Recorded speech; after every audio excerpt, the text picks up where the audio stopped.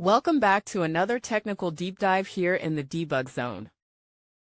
Today we're tackling a big question and breaking it down with insights from other users.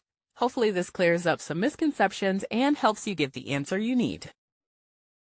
So buckle up, stay a little curious, and let's jump right in.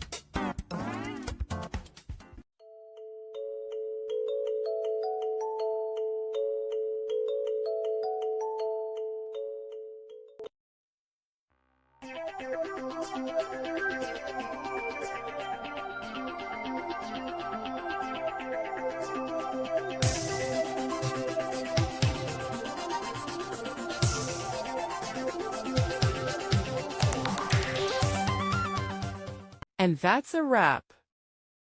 I hope you found the answer you were looking for.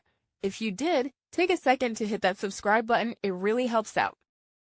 And let me know in the comments which solution worked best for you. See you next time in the debug zone.